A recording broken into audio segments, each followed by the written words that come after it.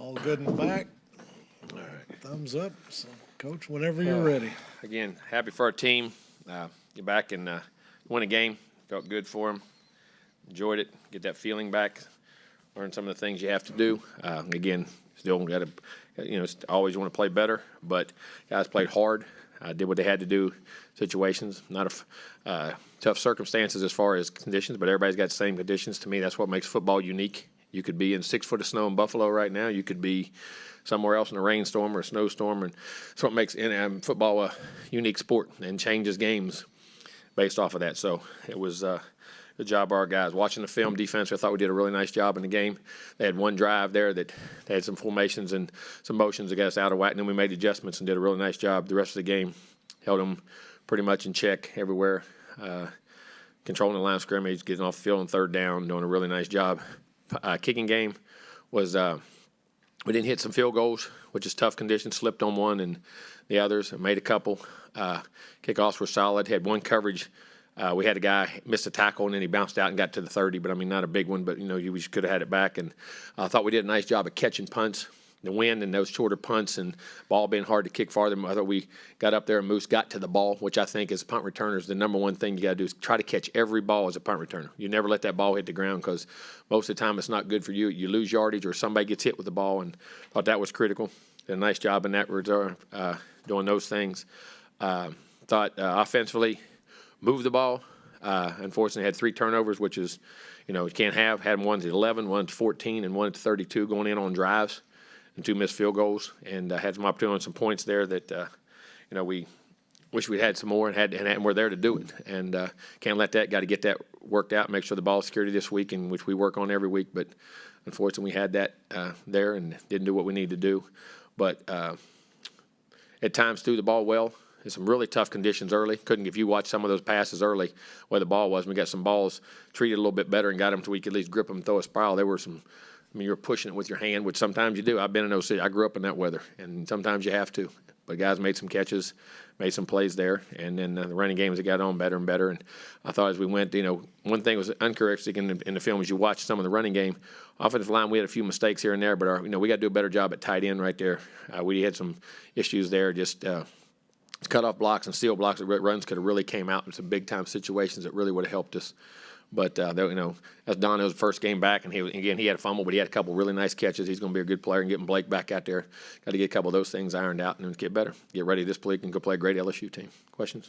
Down front, Brent, and then to the left. My first question for you, what would a win for y'all mean on Saturday night against LSU and going into the offseason as well? Well, I think it's huge. Again, the future of what you have here, which we believe is extremely bright, where we're going and what we're doing, and these guys playing together and being together. And I think for the seniors, a great send-off in the last time they walk in that stadium, and learning to another lesson of persevering, of not letting circumstances dictate who you are and what you are, but how you deal with them and what you persevere through. And I think it'd be great for those seniors and it'd be a great message for those young players going into the offseason. To the left, Zach, and then to the right, Cole. Being a perseverance, obviously some injuries to some key guys. Do you see Evan Stewart and Devon Achane coming back this week? Very hopeful. I'm very optimistic about that. I can't say that for sure. You don't ever day-by-day things, but feel very, very optimistic. To the right, Cole. And they're pushing, I'll say that. They've been working their tails off. Jimbo, you got to spend a little bit of time throughout the recruiting process with Harold Perkins. What is it about him that has made him such a unique player this early in his career? Well, I think, one, Harold's very gifted. We knew that. I watched him as great as he's playing on defense. You watched him in high school. You could argue he was as great an offensive player as he was a defensive player. I think he averaged, 10 yards a carry? Wasn't it something like that he averaged per carry in high school? Was really athletic, ball-skilled, really good basketball player. You can just see a natural athlete. He's great in space, rushing, playing, physical. And he's a very intelligent young man. We knew going in he was a very, very highly recruited guy that we tried to recruit. We were in on for a long time. And, just one of the ones that got away. But he's a very good player. It was great. I enjoyed being around him and his family. And then when you look at a guy like Jaden Daniels, he's played in 3 different style of offenses, especially from the Pac-12. Has that maturity helped him maybe translate over to LSU? Well, I think anytime, again, you've been on the field, and that's what I keep saying in college. I say college football, but college sports in general, whether it's basketball and football especially. In baseball, you tend to get a little bit older type guys for some reason, and guys stay. But, getting guys that have played a lot of football, been in a lot of games, been in a lot of situations. There's not, tons of that in college football now because they're great ones. They play a little bit early and then they're out of there. Or if they don't, if you don't play the freshman and have a great sophomore, junior year, second year, you're going. But this guy's played 3 years, been on the field. You can see from the beginning of the year to the year getting more comfortable with their offense. He can beat you with his legs, his arm. Very composed, very poised, and really, as I say, not sneaky. He's very athletic, but he does it very smoothly. He's not out of control in how he does, and he's a really good player. He's made a lot of good plays for them, critical moments. Left side, third row, Dennis, and then Jim, Travis. Jimbo, I think Sunday's gonna be the first time in your career you won't be getting ready for a championship game and/or a bowl. Besides recruiting, end of the season meetings, what's your focus gonna be right away? The issues and things we have to do to get back on top. I mean, and are constantly, but when you're doing the season, it's much harder. But putting things in perspective, we have to always evaluate, be on top of, and get A&M right back to where it belongs and where it should be. And then a general question: How hard? Well, we know how hard it is, but how difficult it is to find those guys that can play the nose in the defensive line that, with one play, can alter a game? They go ahead. No, we'll keep going in that question. But you're right. I mean, it's ironic because the nose takes such a big body, and sometimes those guys that can really play there can't play the three because of the space that's required. But we've got a guy that can do that, and we've got a couple guys I think in the future really going to do that. And because like you can play the nose and be a run stopper, but to be a run stopper and then be able to have that explosion, the explosiveness to be able to pass rush with it. Man, those guys are very rare, and I think we got some guys in our future here that are going to be able to do that, and hopefully just get better and better. But those are very, very hard to find. Do you understand why, just because of that, the rarity of that, like they can make $20 million a year? Oh, I do.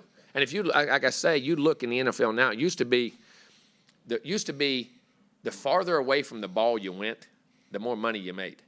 You know what I'm saying? The ends made more in tackles. Offensive tackles made more in guards and centers. Receivers made more in tight ends. Corners made more than safeties. But that's changing in the world today. You know what I mean? You look at a lot of your great pass rushers, the Aaron Donalds, for instance, of the world and things like that. That interior push and interior explosion to be able to create negative plays, whether it's run with the change of direction and the burst, or the pass rush because you're so worried and athletic on the edge, and you can get athletic tackles on guards. Those guys now are the guys making all the money, and the game has changed that way. They're paying a lot more for interior guys than they ever did, and that's why I think you're seeing in the NFL draft, you're seeing more guards and centers valued even at a higher level. It's not all the time you have to have special guys because they know who you got special guys in your league or your conferences you got to block, and those guys are hard to find. It's a great point, Dan, a really good point, how the game is evolving and changing. Front right, Travis, and then to the left, Sam. Yeah, what has the season been like for you personally and kind of emotionally? Well, I mean, the emotions you keep out of it. I mean, you're disappointed. You're trying to always find answers. Anytime you're not where you want to be, you're constantly looking, pushing, challenging, evaluating, changing, thinking. I mean, but it's part of life. I mean, it's just like if something bad goes in life, something bad happens in anything. I mean, it's no different in that perspective. But it makes you evaluate everything you do, what you do, and try to keep the guys and understand that you can't let circumstances define who you are. You can never let your circumstances define who you are. Now, doesn't mean you're content with them, you're happy with them, but how you go about your business and the daily process in which whether you're winning 11-0 or you're not having a season like we're not having right now at where we want to be. But your process of how you go about yourself and who you are as a person can't change, and it challenges you and it makes you, I think it'll make you stronger in the future, and hopefully you learn from it, but it's not fun when it's going on, I promise you that. And then with a recent incident is P.J. Williams and Denver Harris. What's their status with the That's team? all with the university and the judicial system and everything that goes on. Are they still indefinitely suspended? Yeah, nothing's changed in that regard. To the left, Sam. Jimbo, earlier, Layden Robinson was here. He said that, talking about the youth on this team, how many young guys you have, he said sometimes your mom tells you not to touch a stove and touch it anyway and get your hand burnt. That's a great analogy. How much does that kind of exemplify some of the struggles that you guys have gone through this year? Well, I think, and you don't put it on that, but at the same time, that is part of growing up. I mean, and you do something. How many times in a row? It's like as I got older, when I was 10 or 11 years old, and I worked on the farm. I use that. It's a great analogies, life analogies to this success. I'm with my dad. Of course, you want to go play ball, you want to go be with your buddies, you want to go ride horses, whatever you want to do. And no, we got to build this fence, this for instance. Okay, and you're going and going and going, and you're there for an hour and a half. hour and a half, 2 hours, and you go, okay, we built a lot of fence. Now, can I go play? Is it done? Well, no, you can't go play. So my point is your focus and concentration as you get older, you learn that I'm here till the job's done. And sometimes as a young guy, it's not that you don't think that, but sometimes if you take, man, I've done a lot today. Well, that's one play that slips. Now, maybe that's 2 plays that slip. You know what I'm saying? I think, and you have to train your body and mind to grind through till the job is done. And you say, well, that's an easy thing. No, it's not. Because think about anytime when you're youthful and things that go on and knowing, sometimes you don't know. You know what I'm saying? And that's why we have to educate and do that and keep pushing and challenging. But, these are a very good group of guys, and they're learning that each and every week. And I know you mentioned just a minute ago you'll focus on what needs to change after the season. But I'm curious, is there anything that you look back on this year that you would do differently to change the Well, result? I can't answer that now till I'm in it. I mean, when you're in the things, so you can sit back and really self-evaluate when you're not in a game. I've been watching film for 6 hours a day and thinking there may be something I'm not forgetting. I mean, you'll always look back. And because when things are never where you ought to be, obviously there's something you want to change, tweak, turn, or sometimes circumstances are nothing you can do, but most of them, you are. You got to be able to find that out. And I'll evaluate on that afterwards. I don't want to comment on that now because there may be something I miss or not think about right this present time because where my mindset is in game planning and doing the things we have to do this week for LSU. Coach back behind the lights to the left, Tyler. Yes, sir. Jimbo, you have another mobile quarterback you're going to be going up against this week at LSU. What's the area that you feel like you guys need to focus on the most, or what's key to? Well, I think there's 2 kinds of mobile quarterbacks, and I mean this: ones that do it from run game mobility, in other words, plan runs, read runs, power reads while you're running that, and they're really trying to run him. You know what I mean? There's other, and whether it's interiorly, exteriorly, wherever.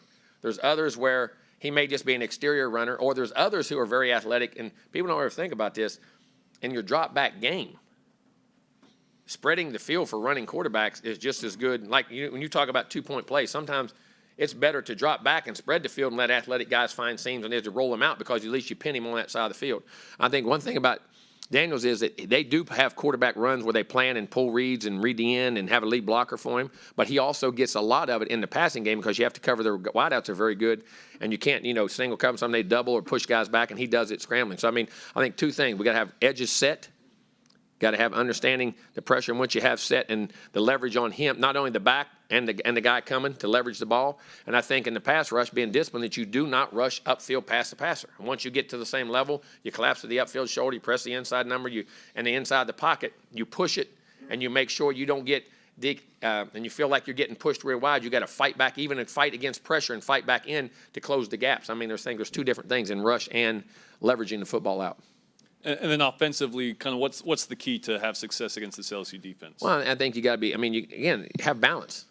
They're very physical inside. The backers are big and physical. They can cover it in secondary, but they have great rush ends. And that's not count Perk. Perk. Everybody talks about Perk, but 18-8, all those guys. They can rush. They're pure pass rushers. You know what I'm saying? So you can't get one-dimensional. I think you got to keep balance, and I think you got to keep guys balanced with run, pass, and whether you move the pocket, not move the pocket, how you protect different bumps, chips. I think you got to have the multiplicity of things to be able to do. 4th row on the left, Cease. I didn't see him back there. Other than playing Kelly, have you had any dealings with him? Just a couple times we've been at functions together or just meetings. Other than that, And when you look at the tape first of the year at LSU to now, what do you see different? What has he done to have this turnaround? I just think they've gotten more comfortable with their schemes. You know what I mean? As you watch this game, their scheme has stayed the same. The guys have gotten more comfortable, more consistent in what they've done. And the quarterback in some really critical plays and critical moments, I think, has made big plays with his legs and feet, and then throwing the football. Really making those plays there's 2 or 3 games that were one play games that they were able to get and gain confidence from, I think, early, and then they just kept building on those, and he's done a really nice job of that. And one last thing, you're surprised that Mike Elko's had such quick success and, along those lines? No, I knew Mike was a great coach and was going to do well. And, when we went over just how he's going to be a head coach, things he did and things he put in place, that does not surprise me at all. And like I say, Duke they've had some great success in the past. Like I say, David's had some Cutcliffe had tremendous success there at times. And I think Mike will do the same thing. Very good coach. Down front, Brent, and then to the left side. Jimbo, with the offseason getting here quicker than what you would like, do you anticipate any staff changes on the offensive side of the ball? And is that something you look at every year? At the Yeah, end I of the would look at season? it every year. You look at it every year and what goes on. And I won't even, listen, we got to get through this game and then we'll evaluate everything just like we do. Front left, Zach. Jim, I know with the last game being against a non-conference opponent, there were quite a few empty seats towards the end of the game. You were asked about it afterwards. But whenever you look at coming into this game, people camped out, tents, things like that. Is that what does that mean to you as a coach, even in a difficult Well, year? you're at a place where it matters, and that's what you want to be, and you knew that. I mean, last week in 30-degree weather, if I could have went inside, I might have went inside. It was rainy when it was 30-degree wind chill. I mean, I saw it across the country at a couple places. At the film I was watching, the guys we was evaluating, I saw it on. There was a lot of places. I think after once it got cold, they got out of there. That was in the South. That doesn't happen very often like that. You get warm rain, you don't get cold rain. And what we did. But no, I mean, you're at a place where it matters, and people matter here. And like I said, our fans are as good as there are in this country. The 12th man is as good a family and fan base as there is anywhere, and they're going to be supportive and do everything they can do. And, you know, it makes you want to, again, continue to, even when things, like you say, you don't feel good, you're disappointed you didn't do things. Is it, like you say, what does that make you do?